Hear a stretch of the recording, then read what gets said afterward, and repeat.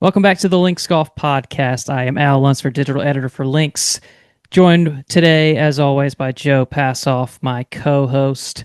Today, we are going to get into an exercise we've seen quite a few other podcasts or golf media outlets cover. We've done it ourselves. I think you've done this before, Joe, and it's the Eclectic 18. So essentially, the rules here are make an 18-hole course, one course per hole. You can only use a course one time, and you go from 1 to 18. So what's your first hole, second hole, third hole, and so on.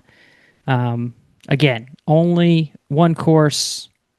Only each course can only be used once. So it makes a final course of 18 holes from 18 different courses, and it's sequential, so it goes along with the scorecard from each course. I just made it more confusing, Joe, in my explanation there?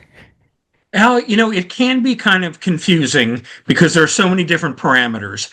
And some people say when you do an eclectic 18, or what I've called a dream 18, yeah, once in a while it's just the 18 best holes.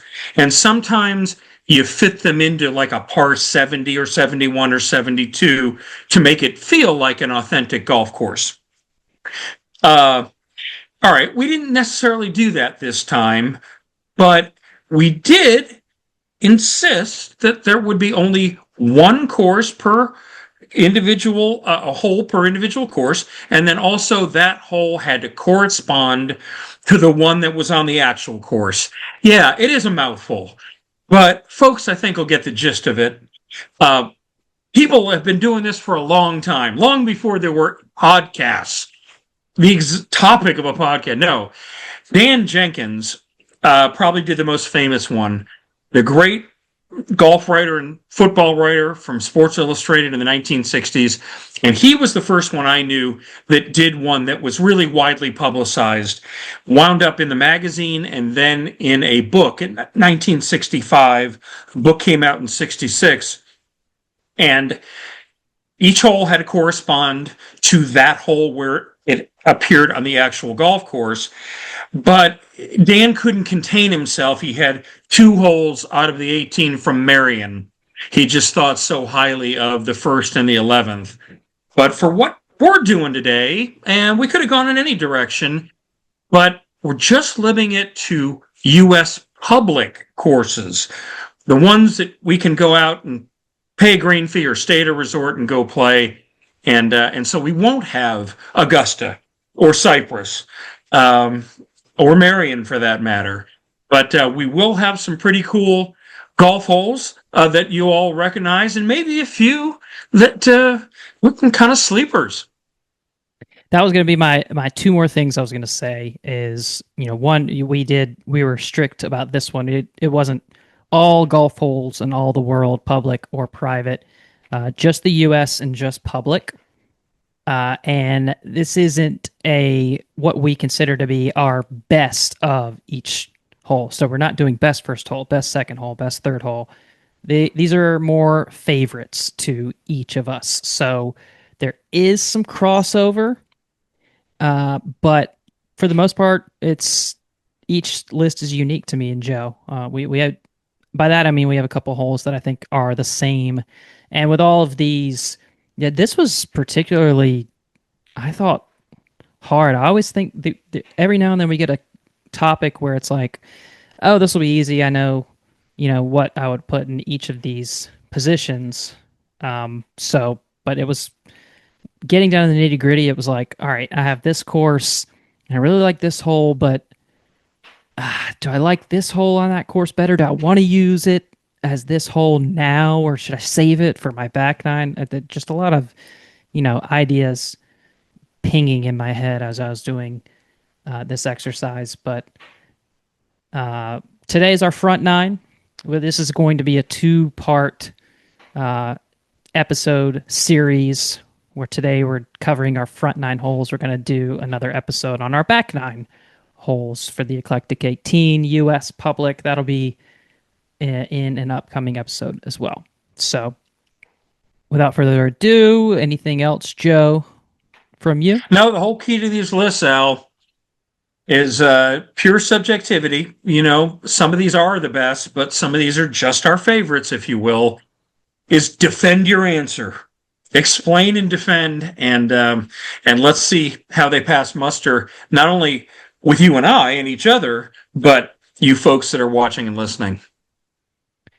All right. Well, it had me dreaming of walking in the footsteps of legends on a few of these holes, Joe. And although this was only in the U.S., if you want to do that around the world, you're going to want to do that with Perry Golf.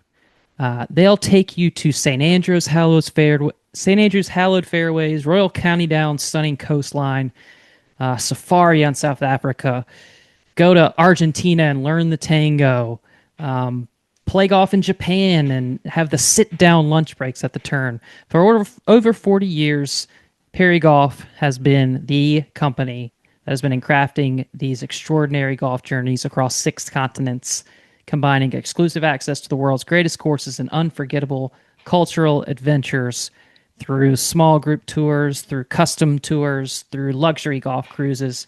Perry Golf doesn't just plan trips, they create memories that last a lifetime. Thanks to Perry Golf for sponsoring this season of the Links Golf Podcast. You can visit perrygolf.com, PERRY golf.com, and discover where golf can take you. Thanks again, Perry Golf. Tried to tie it into what we were talking about today, as awkward as I make these transitions. Maybe it worked. No, I mean, Al, do a Perry golf trip to St. Andrews because they are one of the providers with access to get an old course tee time. And we're going to talk about our favorite number one golf hole, standing on the tee, playing the golf hole. There is nothing on earth like the first tee at the old course at St. Andrews.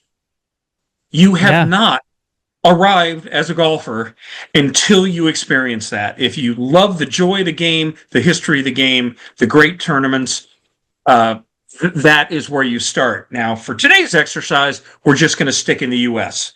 But yeah, worldwide, that's it. There is no other contender for first tee honors than the old course at St. Andrews. No doubt that would have been on one or maybe both of our lists. Being that I haven't played it yet, perhaps it might not have been on mine, but I feel confident that I probably would have seen it on Joe's. But let's start from there. Let's go to the first tee and uh, got a coin to flip. I don't know. What do you want to do here? Who goes first? Uh, I think you finished your 9 before I did, so I'm going to let you roll. Okay.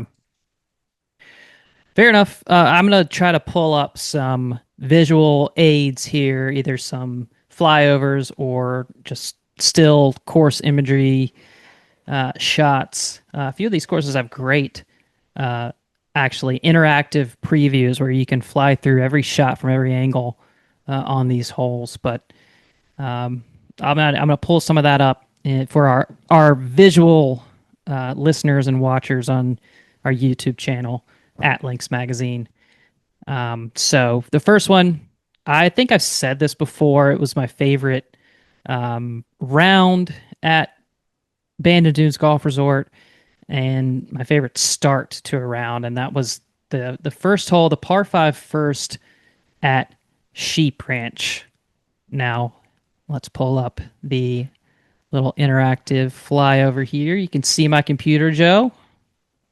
Nice. All right. So the first hole at Sheep Ranch, you get basically 165 yards of wonder about what's going to reveal itself before.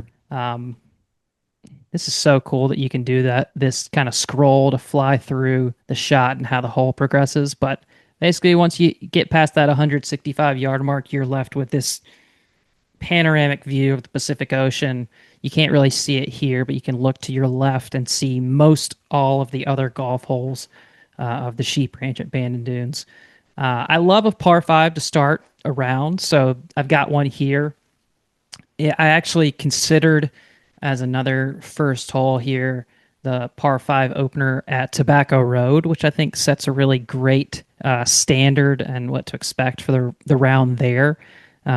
with, a semi, not blind, but you don't really know where your ball's going to land on that hole off the tee, and the big sand dunes on both sides just makes you uncomfortable at Tobacco Road. It's a really, really good hole, but ultimately, when I played Sheep Ranch at sunrise at Bandon on a trip, it left me, um,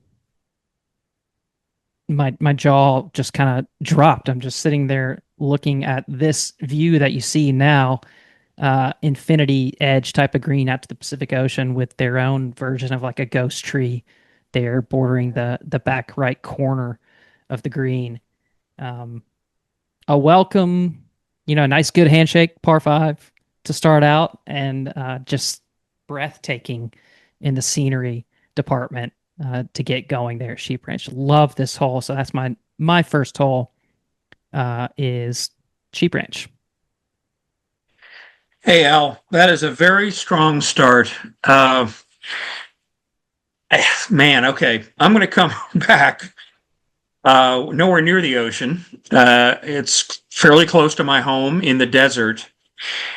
And it's a controversial choice, even among the two courses at Weekapaw.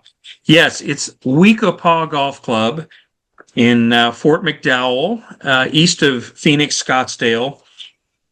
Only, well, there's two courses. The Choya, designed by Scott Miller, 2001, and then Saguaro, Bill Coore, Ben Crenshaw, in 2006. Another one of these exercises that was done by a very reputable source picked the Saguaro number one as one of their dream starting holes among 22 they listed. Yeah, it's also a very good hole, but I'm going with Choi as number one hole. Okay, and I'm going to tell you why. And It's I only, gotta fly over the hole here that we can oh, look at as you beautiful. talk about it. So here we go. Pop it up and I'll explain. All right, here you go. So it's only 351 yards and it's an elevated tee. It's a dog leg left. And so what you have happening is you can hit, it's your first shot of the day. Maybe you just flew out here. So you can hit a mid iron or a long iron or a hybrid, a rescue off the tee and be in play and still have only 120, 140 yards in to a reasonably receptive green.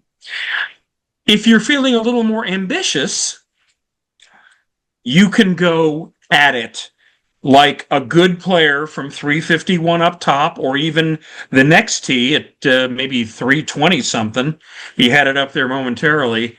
You can give the green a go if you feel like, or just hit a strategic shot long, but just short right of the green and have a simple little chip up and maybe start with a birdie. Even if you attempt to cut the corner over the left side, that sand that you saw briefly is hard packed. It's more transition in the desert. So it's easy to find your ball, and it's a pretty simple shot. It doesn't have to be an explosion shot hitting out of it. So the further right you bail, you still got a shot in if you go to the right. If you go to the left and don't carry that left side, you can see it's just kind of blank desert. It's an easy enough recovery with no trouble in front of the green. So you can land it short right or carry some of it into the center of the fairway or try to carry all of it and go try to come close to the green. Red Mountain in the background and some other mountain ranges and not too much trouble around this green. Perfect handshake because there's three different ways to play it. And even if you get in trouble, there's a recovery option no matter where you are. I think that is a great, perfect starting hole. Okay, hopefully you could get an idea of what Joe's talking about as you're watching the flyover there of that hole. Great hole. I've played that hole. Love Loved it as a starting hole right out of the gate. Like, all right, let's go. I got a decision to make here, and not like a totally do or die type of decision. You could still go for that green as Joe's describing. There's not too much risk involved for not uh, having your drive end up on the green of the short par four first at the Cholla course. But um, certainly some risk. It's a choice you have to make and gets your blood pumping right out of the gate there. So yeah, good choice. Did you have a runner up or anything for that one? I had so many runner-ups, and I'll be very quick about it. But one of them that I love, like you enjoy, starting with par five, Spanish Bay, Yeah. which goes doglegging around the ocean, is very reachable for a good player, but comfortably reachable in three by somebody like me. It's just pure fun, and it sets the tone accordingly. I didn't put it in because I know there's talk about, and Gil Hanse is going to well, change the hole, perhaps, change a lot of the golf course. So we'll have to see how that winds up unfolding. My other usual choice for number one is Spyglass Hill, a very demanding par five, down the hill in the trees, then dogleg left, out to the ocean, big bunkers protecting the green, sets a awesome, fearsome tone for the round. Lovely, tranquil hole. And because I'm going to use another hole from Spyglass later on, left that off. Are there even others? Yes, absolutely. But that's where I would start. Again, that was I love Spyglass first hole. Uh, but I just didn't feel like I could go away from Sheep Ranch here, and maybe I thought I would go back to Spyglass later. So, like you, it was in consideration, but ultimately did not choose it here. Let's go to number two, second hole. I am choosing to start my front nine of the Eclectic 18 here with back to back par fives right out of the gate. Oh, So, a George Thomas design gambit. Well done. so let's get after it. I gave strong consideration to the second hole at Bandon Trails here, par three, down the hill, big dune on the right hand side. That would have given me a more, a routing that made sort of a little bit more sense. But instead, I wanted to get to a hole from this course because I like it so much. And this felt like a good place to get one in. So the second hole at Southern Pines is a par five, just 495 yards. There is a hill that you can hit over that kicks it forward. It allows you to try to reach the green in two, but you got to go down the hill, then up the hill to get there to an elevated green. So really fun green in terms of contours. Here, I'm gonna give you just a. I couldn't really find much in a way of the same way of like that interactive or flyover for this hole, but here you kind of see a screenshot of that second hole from the approach. You go back up that green to the green up there, bunkered on each side. So you really, if you're going to go for that green, it has to be a good shot. And there is what I thought was great was it's one of the highest parts of that site. So you can see out over a bunch of holes. You just left the clubhouse going down the hill on a par four. Another great starting hole there at Southern Pines. And you can see down to the par three third there. There's also a train track that runs next to this hole. Not that I saw a train come through and I played it, but I love that as a course adjacent feature. So a lot of charm to this hole. Again, some strategy. It's sort of blind off the tee, and the tee box is great in that it's right behind that first green. Everything feels really close and compact there at Southern Pines. It's a nice walk there for anyone who has or hasn't played it. But I just got to this hole and was like, I like this hole. This is a good hole at the beginning of the round again to get these things going. Yeah, a little early Donald Ross magic to the round. And from everything I understand, has been some TLC and money put back into the golf course. The fine folks that own Pine Needles and Mid Pines, part of that stable, and it's just so great to have another legitimate public access Donald Ross golf course in the region. The No second question. the second at Mid Pines was also in consideration for me. It's a nice little par three. So I had two par threes sitting right there that ultimately I didn't go with. But this was the second hole for me. I just found it hard to find a lot of examples that I was really in love with, Joe. But I think you picked a good one. Yep, fair enough. And Al, I think this my choice for my favorite second hole on any golf course that you can play in the U.S. Again is starting to show already our east-west bias. Uh, in that you're based in the east, southeast, I am out west, and most of my choices are actually western golf holes, including number two, which is Gamble Sands in Brewster, Washington. The original course there. In just a few weeks, David McClay Kidd and Gamble Sands will open a second championship golf course called Scarecrow. But in the meantime, a little more love for the first course that he built in 2014. And so many fun, amazing holes due to the scale of the place. It's gigantic. But the second hole in particular, I fell in love with it the first time I saw it. I've been able to play it uh, three or four times now and get the same charge out of it.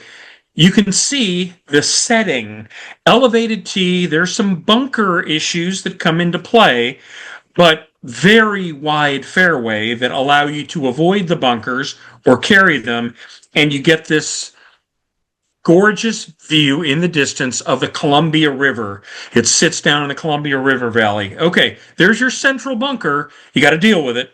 You're either going to go left, right, short, or fly it, and it definitely is, flyable for most folks, but at least it's sitting there. And then the hole swings to the left, and the ground tilts right to left. So you can see gigantic bunker left, smaller one back right. But if you can position your shot with some draw spin and take advantage of the slope of the fairway, you can reach the green even as a modest hitter. Do it right. Uh, Impressive graphic right there. That's what it is for me.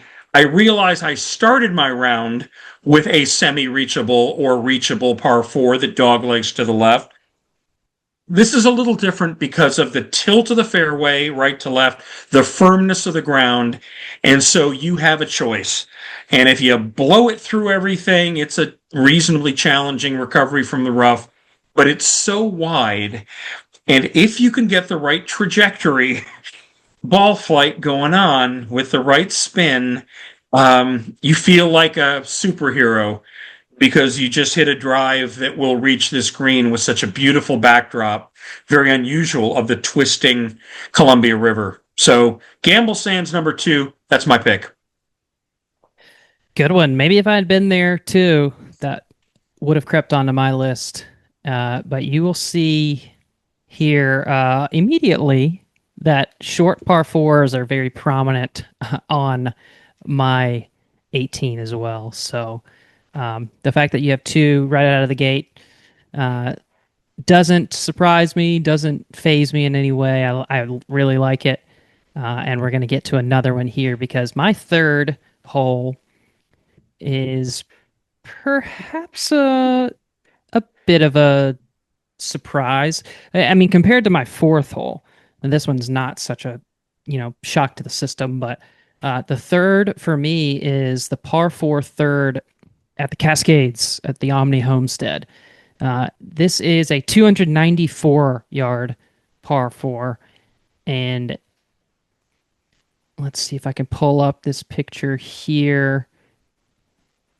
I believe it's known as the bench, Joe, because this green sort of sits and looks like it is a bench on the side of this hillside.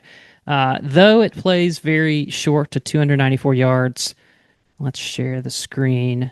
It is not really a hole that you want to try to contend with off the tee, based on the fact that it's a very unfriendly landing zone around the green. There's this big gully that sucks up most of the front of the right hand side, at least, of this green side.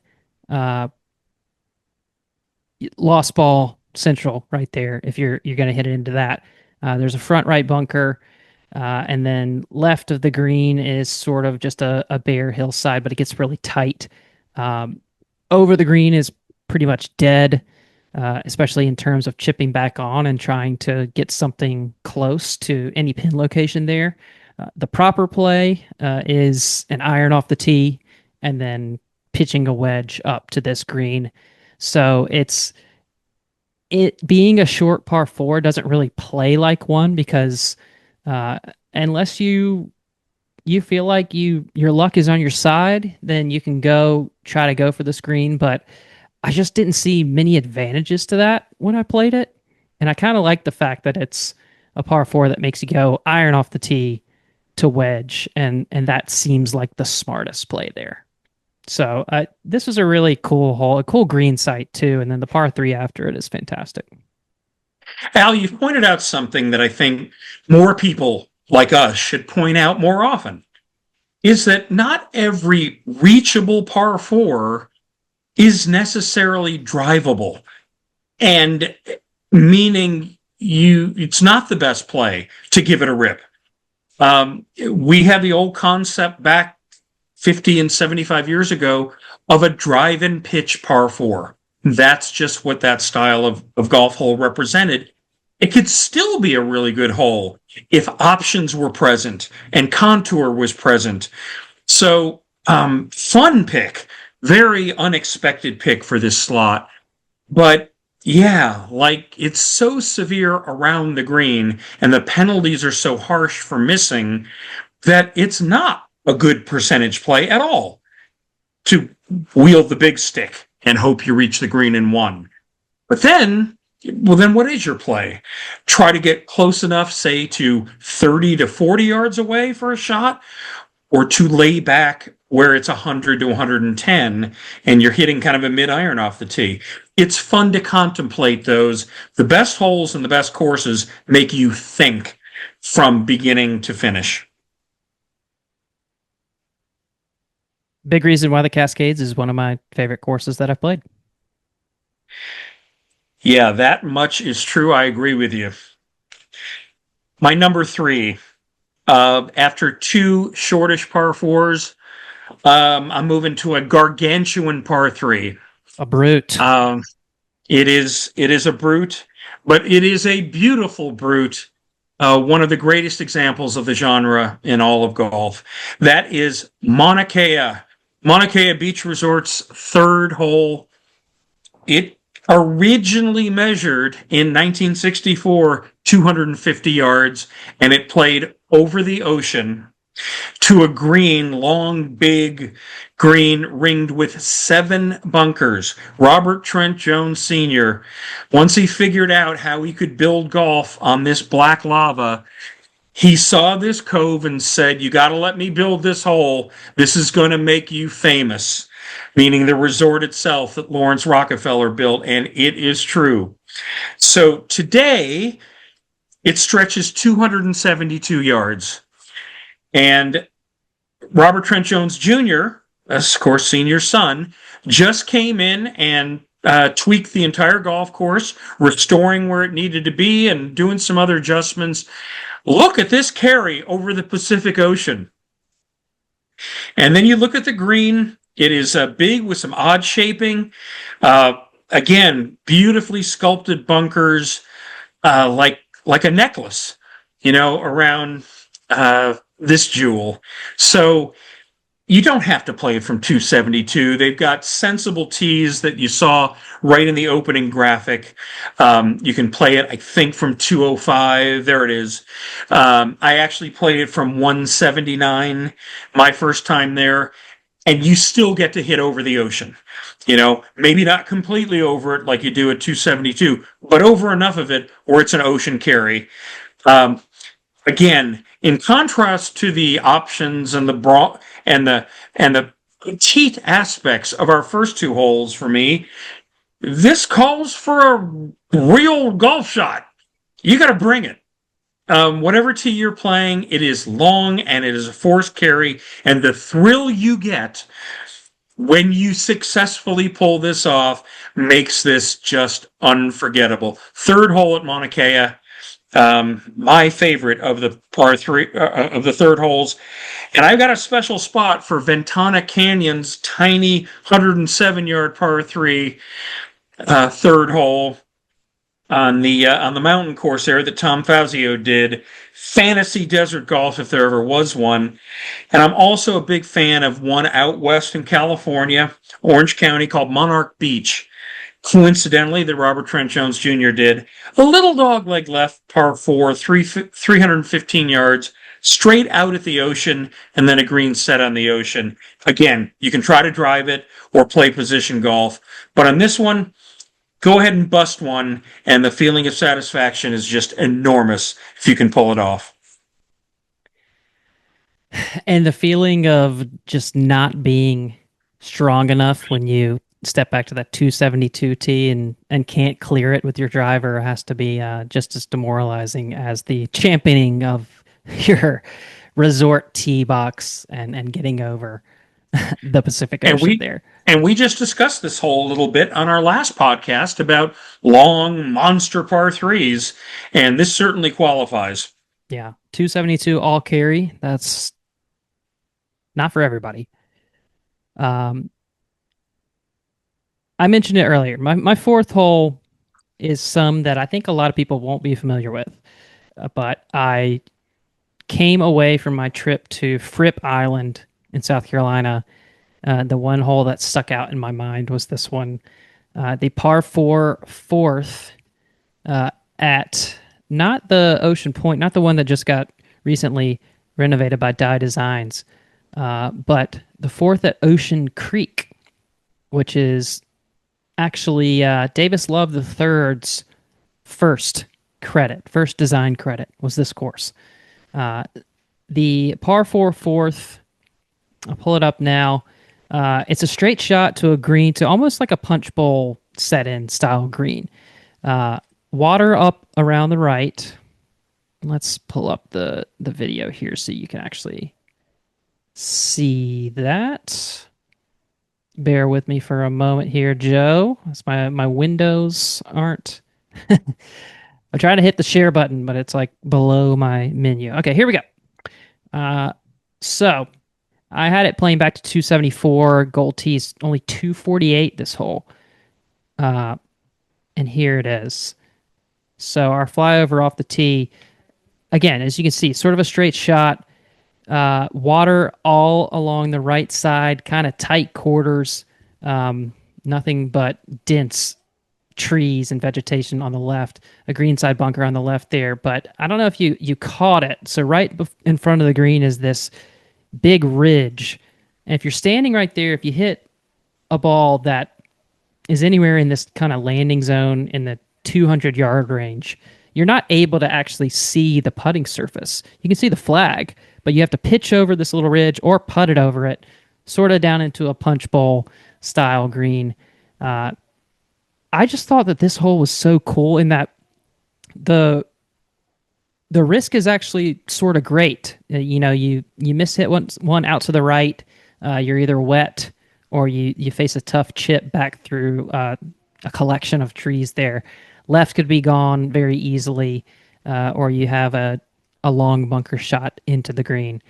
But ultimately, I think this is sort of one where you can kind of rip away. And being that it's only 248 from those gold tees, so that's not the tips. But the tips are only 274. Like, this is a very attainable short par four with a really interesting green that I don't know a lot of people are familiar with. But if you get to Fripp Island and can play the other course, the Ocean Creek, this also leads into a great collection of holes on the Sound. Very serene, a few houses, but for the most part, you're looking out. It seems like there's almost a mile worth of Sound to the other side of land there. Just a really, really cool front nine, especially at Ocean Creek. I was pleasantly surprised, and this is the hole that I just couldn't stop thinking about. So I just thought this is great hole on this front side. So Ocean Creek, fourth hole, and in consideration here was I think a hole that you're going to talk about. So it's hard to not say that one. But I just love this hole so much. That's public in the U.S. Had to do it. Well, I mean, that's why this exercise is about our favorites, because you stumbled onto something that by all rights in this day and age should be a par three based on yardage. But based on terrain and based on the trouble that you can get into, why not call it a par four? Because that is what an expert player should be expected to score. That's the whole concept of par. And so it's a very old world hole, yet 1990s Davis Love and his design team, it just fits the land perfectly. And whatever you could have smoothed out or made it more conventional, I'm glad it's unconventional because this is really, really a distinctive hole. Good choice, man. Oh, thanks. Not as good as my choice, though. Well, your choice is just a classic and iconic hole, and especially I've as fourth holes go. Yeah, I've loved this hole from day one, and I first played it. It's a Spyglass Hill, number four, and the first time I played this hole was with my best friend from high school, Brad, and in our group was Tom Doak and his brother. So that's how I first encountered Spyglass Hill, number four.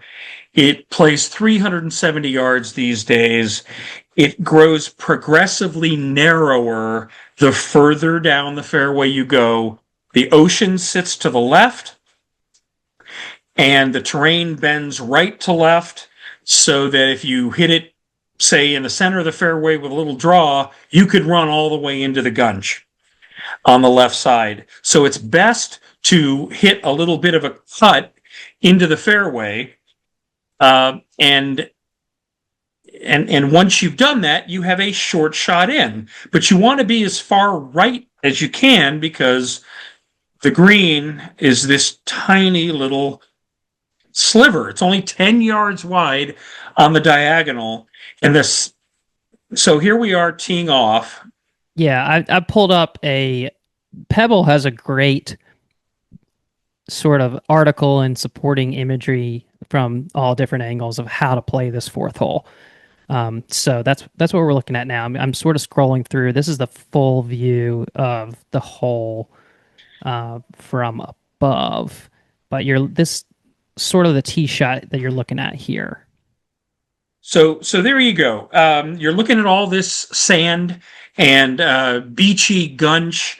Used to be ice plant. They've cleared most of that out, but that's what you have. And so 370 yards, slightly downhill, not a big deal to hit a three rescue, or a 4-iron off the tee and still come up comfortably with a sand wedge, for a decent player.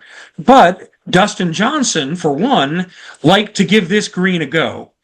And if you can smack it down far enough just on the right edge, you can possibly hold the putting surface or be just off.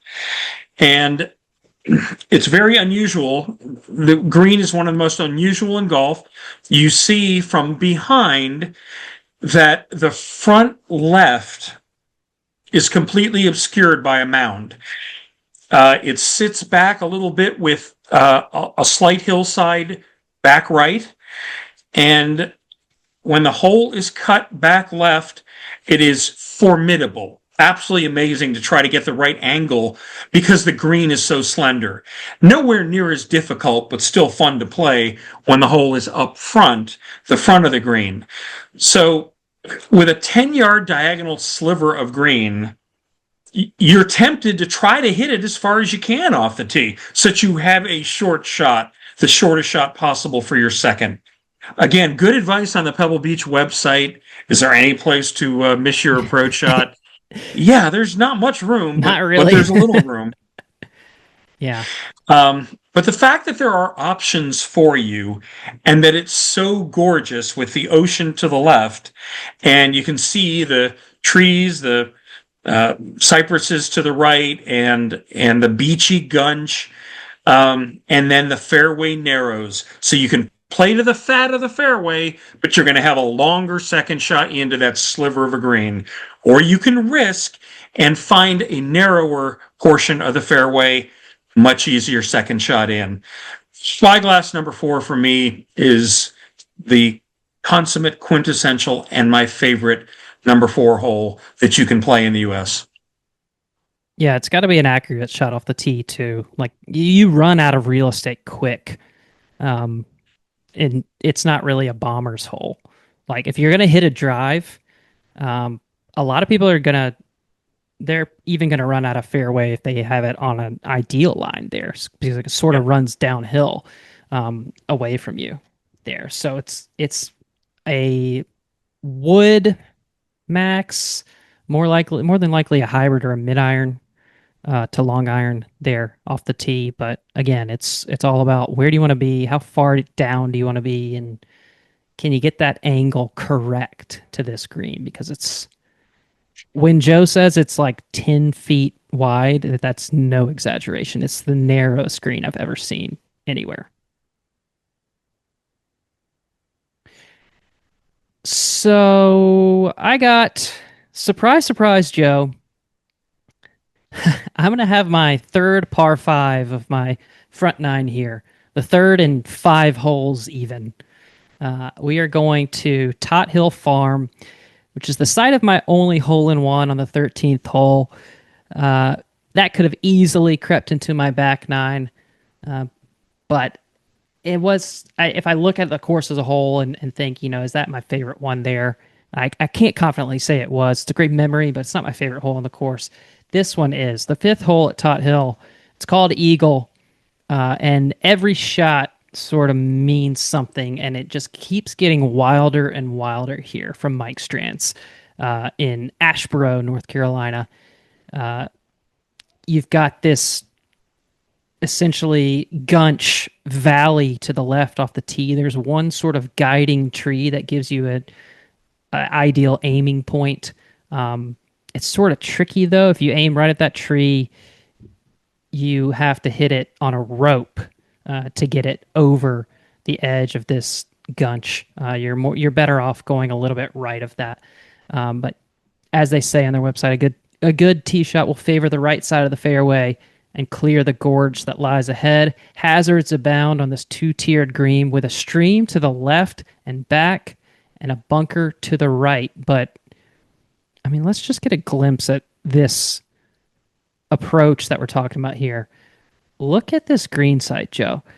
You see how they have this like sliver of green in the front, then it goes up, you know, 3 or 4 steps to another plateau, and the green spreads out wide from there. Any sort of pin placement on this green is pretty precarious. That creek on the left really cuts in, and these bunkers filled with boulderous rocks on the right make this such a intimidating looking approach shot to make sure you get it on the right shelf, the right side. The front pin there is diabolical, but it's a hard one to say that you're going to go for, given that this is all that you're looking at here. Getting there in two, you're more likely going to lay up just short of this little creek. You see that small wooden bridge there, and then pitch up. But it's a nervy pitch shot to one of the most unique greens. You go from the 4th at Spyglass to looking at this green too. Two of the wackiest, funkiest greens you'll ever see. But I loved this par 5 because, and it starts sort of up high, so you're going down here, you get this sweeping view off the tee, and then ultimately you end at that sort of green. It's just one of the cooler holes I've ever played. That was a great photo, a great look at this. And of course, Mike Strands, the designer, was not only an artist with a bulldozer, but he was an artist. And so many of his great holes rely on visuals. And one of the things he liked to do was shown perfectly in that one is there is so much that hits your eyes with his hazards. The sand feature with boulders and vegetation, it's almost exaggerated, in its size and scale compared to the shot, because that's what he wants you to get in your head is, oh my gosh, look at the size of that thing. And most of it's not going to come into play unless it's a truly atrocious shot. But the part that does come into play that is so strategic is just it's just going to weigh on you. So instead of some small little feature that, yeah, all I got to do is carry this and I'm good, he extends the feature significantly, exaggerates it, and now it's almost all you can see. And you don't hit the kind of shot that you really need to hit. Where do you go for your fifth?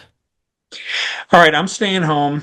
Um, the I'm out west from where my house is located. This golf course is 5 minutes away, and that is the Boulders. The Boulders Club, the Boulders Resort, and it's both a resort and a private club. You can stay in a lovely resort and play golf here. Two terrific courses, the north and the south. The south's a little bit older.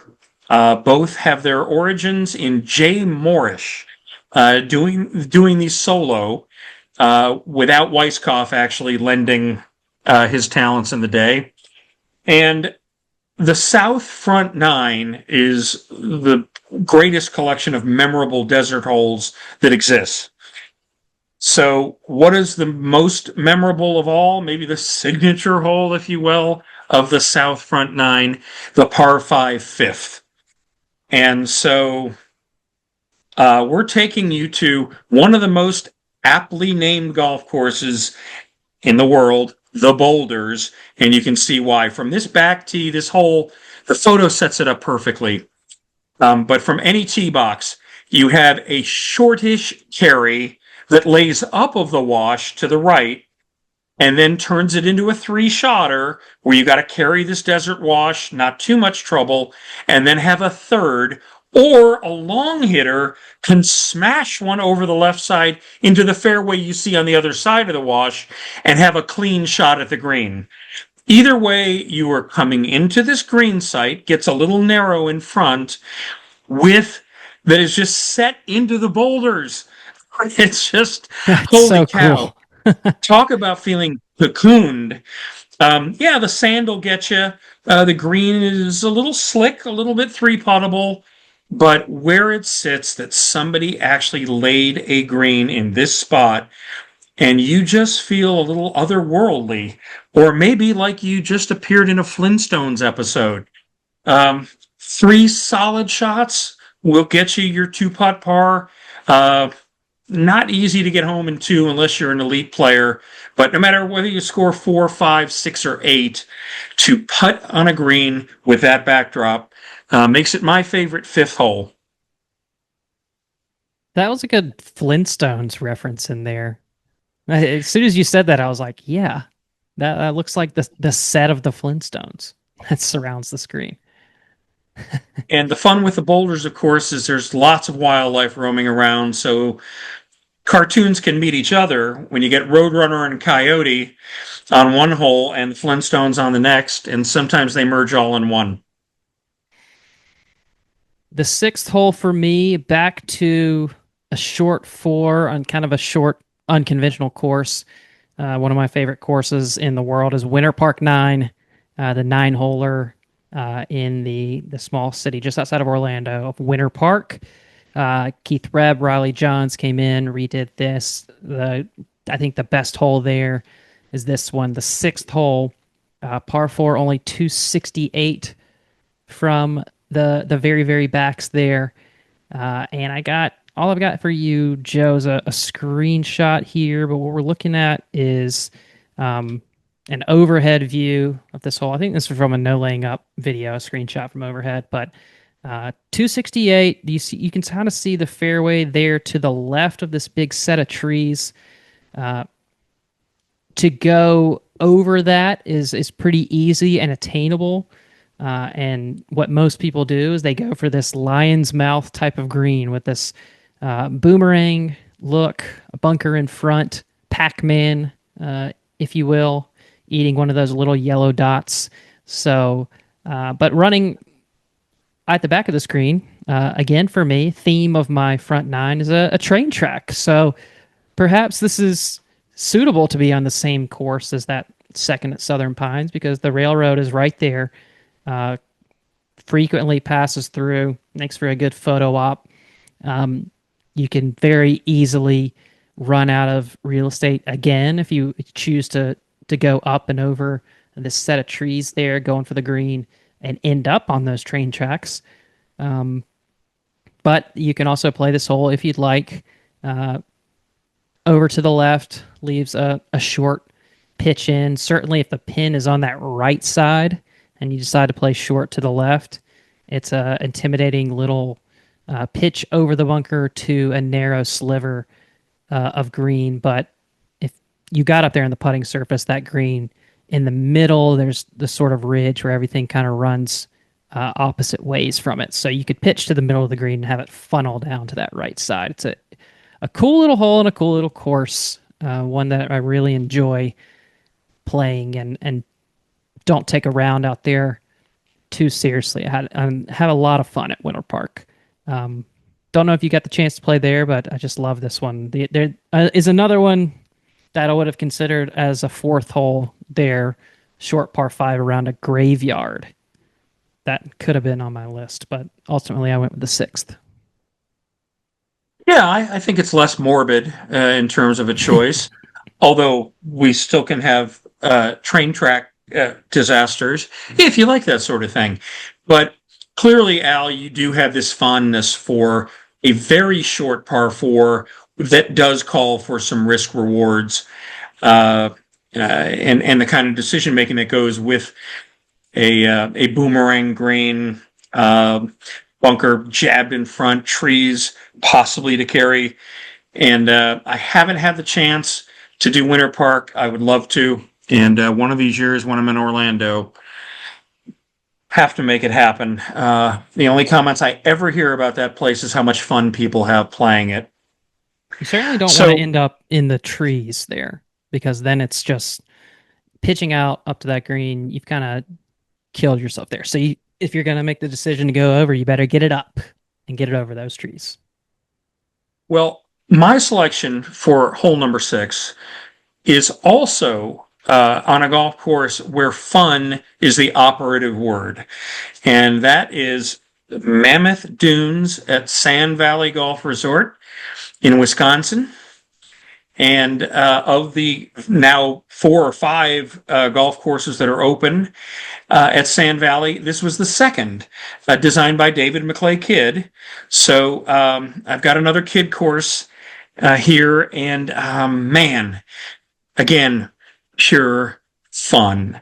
So there's a handful of holes I could have picked from Mammoth Dunes, but this one, I love the fact that you had a boomerang shaped green on your pick for number six, Al, because Oh, I remember this hole eventually, now. I remember this hole now. Okay. yeah.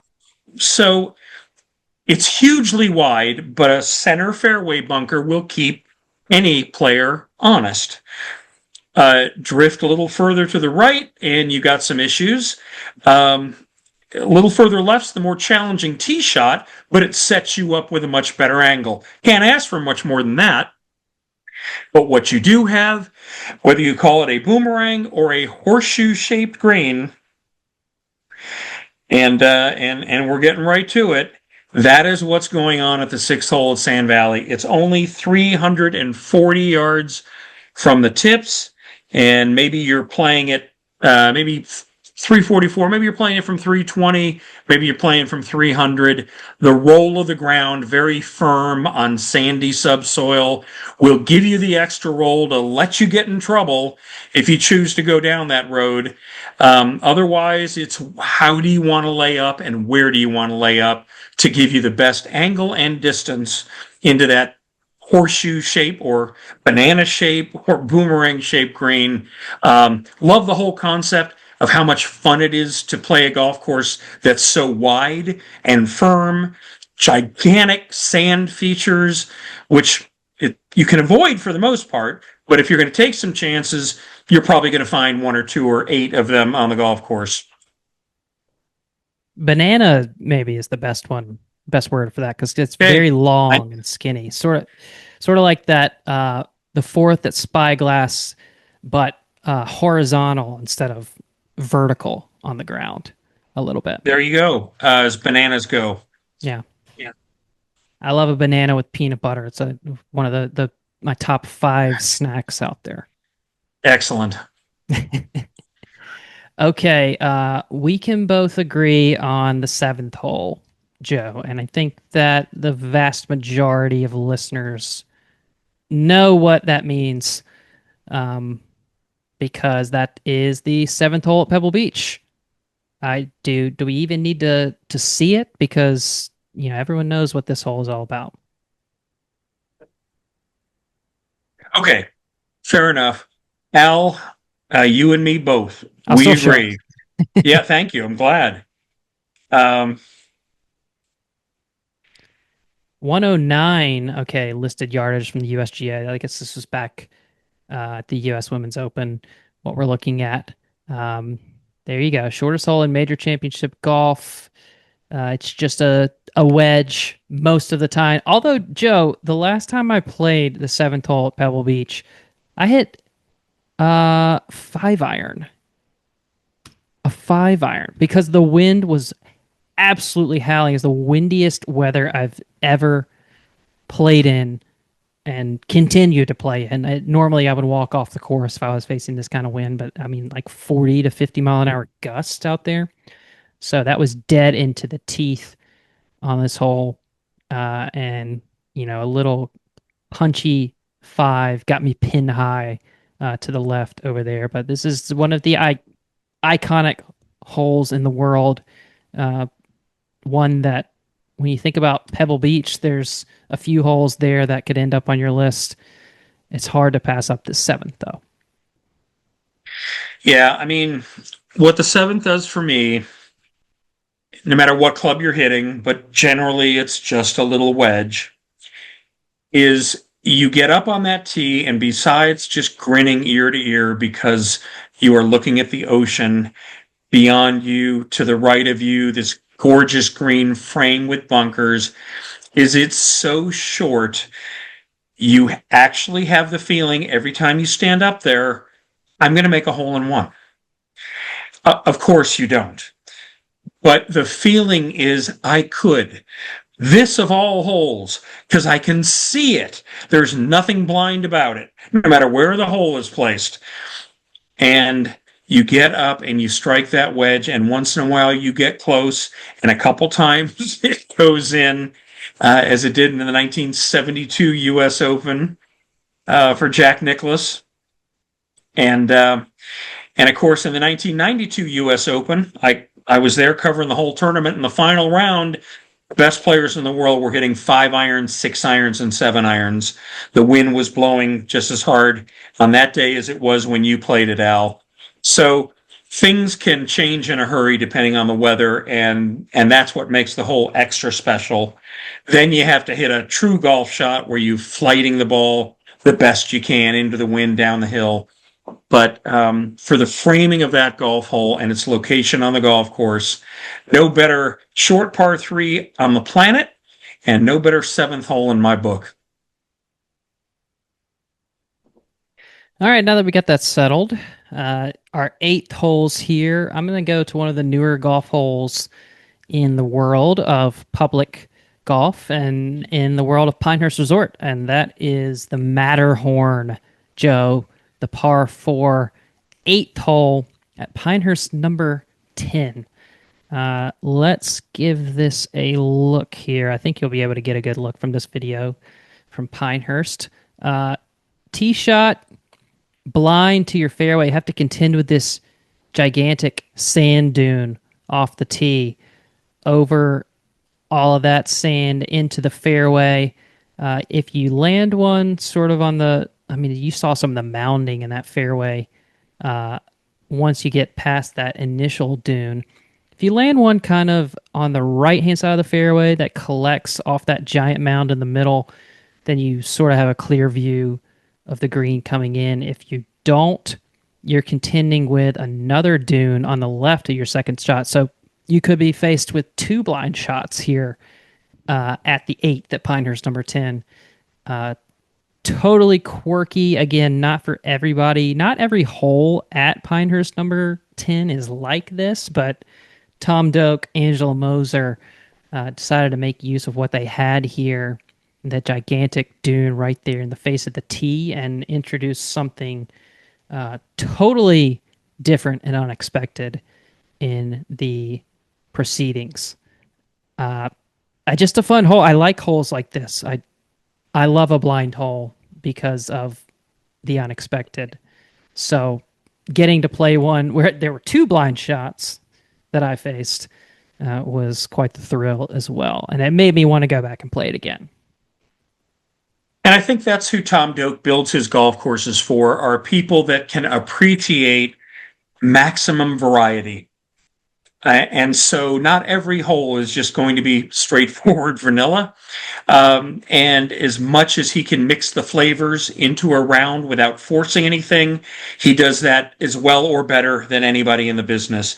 That hole is a perfect example uh, of one just like that. Now that you've heard about my wacky eighth hole, where do you go for your eighth?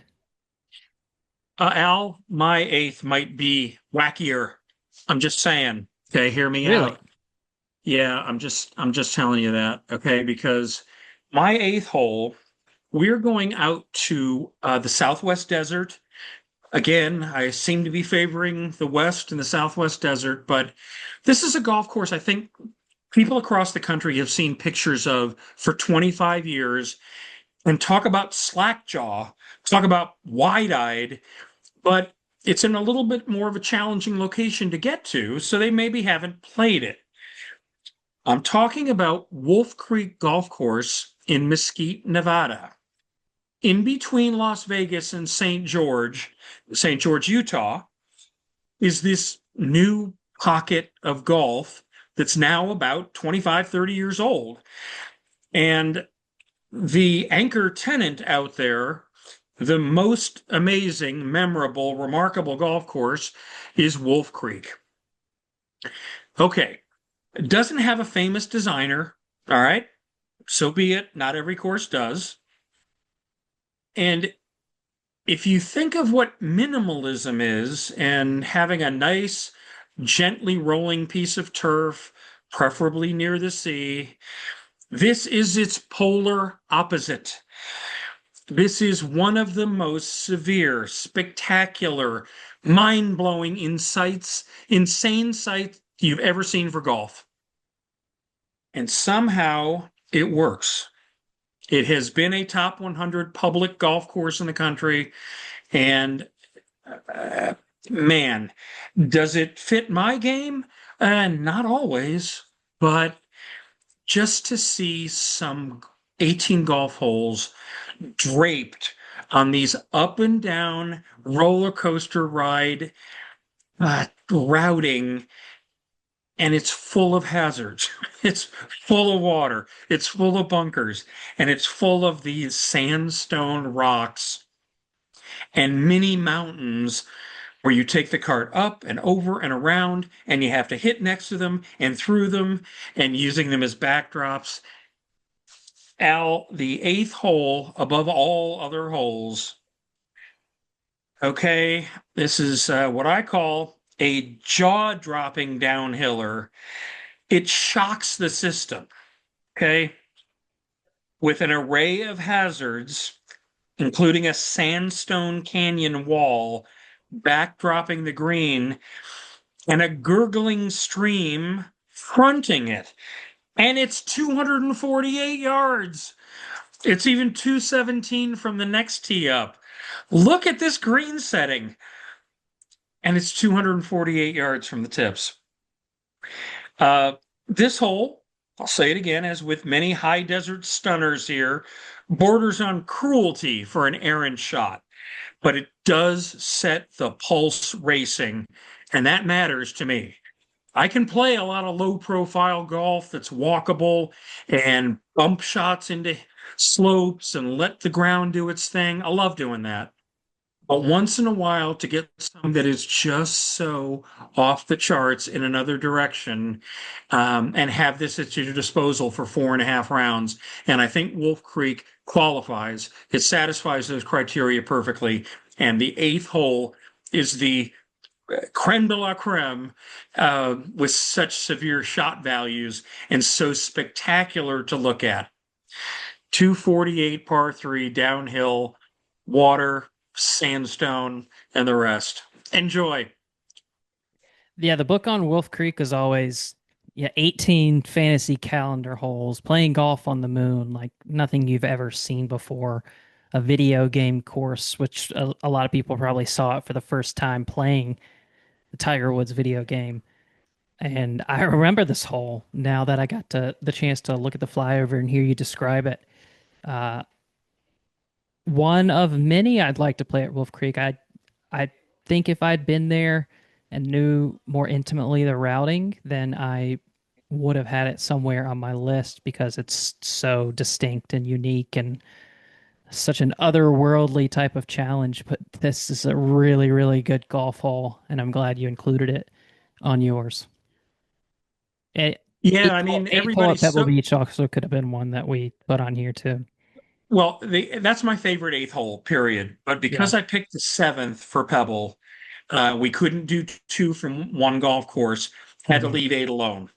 And what other worthy eights come into mind? I mean, there are plenty, but one that just is unforgettable in an unforgettable round of golf, even if it is the furthest thing away from minimalism, was the eighth at Wolf Creek. So go give it a try. Make a special trip out there and see what you think. Speaking of that, an unforgettable type of hole, Joe and I actually both agreed on this one as our ninth hole. The truly remarkable ninth at Stream Song Black, Gilhan's, Jim Wagner's course there, down in Bowling Green, Florida, Stream Song Resort. I talked earlier about a hole of mine, the fourth at Ocean Creek, had a punch bowl ish hole.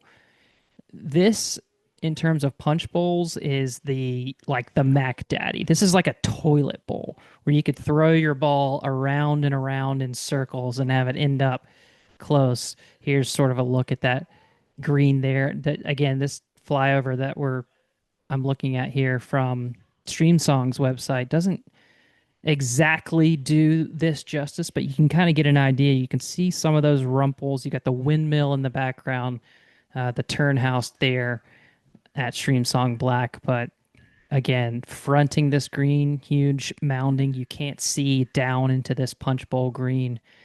You have the marker from the tee box, Joe, that I'm sure you remember having played there, tells you where the flag is on the punch bowl green, starting from the tee, so that you can maybe make a decision on which side of this fairway you want to play from back here on the tee box. But ultimately, it's just one of those fun shots. And if you want to get crazy on the putting green and instead of going straight for the cup, just putt it up the side of one of these hills and have it roll down and end up wherever it ends up, you can do that too. But it's just one of those holes that's always going to stick with you, and you're always going to remember from your round of Stream Song Black. What else you got there on this one, Joe?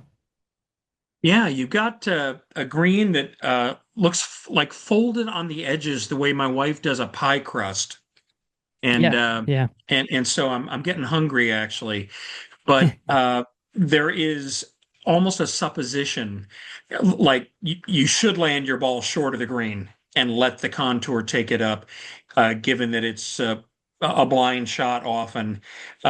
Plus, you have that slender little windmill behind the green, which is cool looking and fits the property just right. And it just you know that Gil and Jim had to do something and make some statements because Streamsong already had two very cool, remarkable lay of the land golf courses, and this was one of their statement holes. It may be blind to an extent, but because it does fold in, whether it's a pie crust or a toilet bowl or however you describe it, find that surface and it's going to funnel somewhere near where you want to be. So with a little windmill, a ton of room, even with the blindness, you're having a blast playing it. And I was paired with Jim Wagner, who knew a little something about designing this hole. So I had the chance to pick his brain and question his sanity. But no, he came through with flying colors, and it made perfect sense to me. It's a big long hole. But because you had so much favorable ground to work in your favor, you just had to trust and let the ground do its thing. And really, really memorable hole on a great golf course. We hope you enjoyed our front nine selections. Again, we're going to come back around a part two of this 2 episode series and do our back nine here shortly. But give us your thoughts. Again, the parameters must be public, must be in the U.S., and must have a different course for every hole and align it with that scorecard. So I think you probably got the gist of it by now, but let us know what you have for us, Joe. We'll see you on the backside here, the second nine, as they would say at Augusta National, for a continuation of this conversation soon. Sounds good, Al. Okay, I'm going to make in the turn. I'm going to grab my snack and perhaps a beverage, and we'll see you soon for that second nine. All right, carry on.